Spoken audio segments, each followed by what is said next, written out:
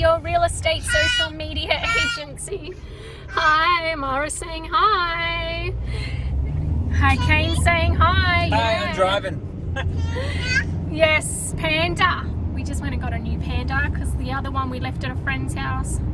Shock horror. Okay, so today's video is a follow-up on the video that we were talking about how to scale using social media, and we wanted to delve a little bit more into the systems required to be able to scale. 100%. So you got to think about it that, and definitely watch the other video.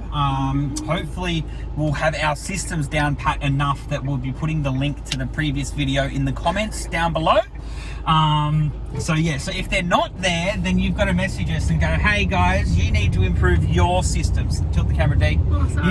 You got to lift your systems or get your systems down pat. So but anyway, so you got to think about it. If you're putting in, say, $1,000 into ads, and you're getting X amount of leads through, and then you want to scale. So you want to get double the results and double the leads coming through, so you get to spend double the money, right? That's the obvious way to scale.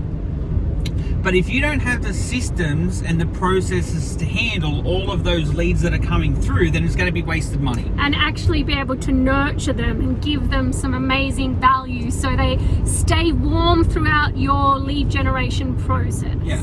So you got to think, right, what's your lead time from the time that someone inquires with you to the time that they actually list with you or they buy with you. Generally, that is a 3-month like a 3-month minimum turnaround from them being a lead coming through any of your social media stuff.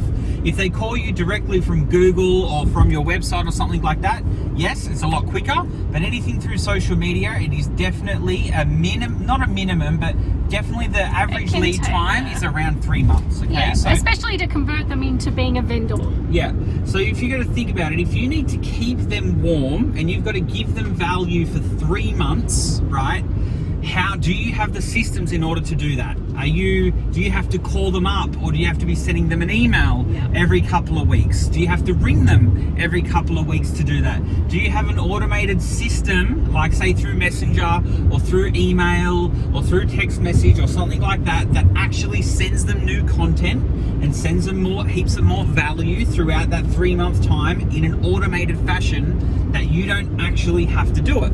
And if you are doing it manually, do you have a system in place? Like, I know you guys have a lot of CRMs, but the ones that I've seen have been really, really crap and really clunky, and it's very hard to see at a snapshot what you've got on the run. So what can you implement on that front to make everything very easy, so you can just have a look and go, okay, I need to follow up with these people? Yeah. So we've got a system that we use. So we use Trello, if anyone knows Trello, and that gives you a snapshot. So you've got your whole entire, which we'll do another video to this actually as well. So hopefully that video might end up in the comments. This is probably going to be a separate video, but you got to think you need a CRM and you need something that you can see your entire pipeline. So your entire sales process, from the time that someone is a lead or someone inquires with you to the time that someone actually, say for example, you're looking for listings, to the time that someone lists with you and signs the contract.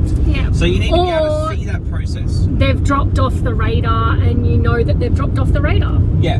So the only time you're going to know if they drop off the radar is if you can sort of see, because obviously if you're going to have so many people that you're following up with, so many people in your pipeline, that if you don't know and you can't keep track of every single one from a snapshot and visually, you're never going to be able to keep up with everyone. Yeah, and people will be falling through the cracks. Yeah. Which is why we started implementing this system in the first place for ourselves. Yeah. Because we just found, and we actually implemented this years ago in our first business.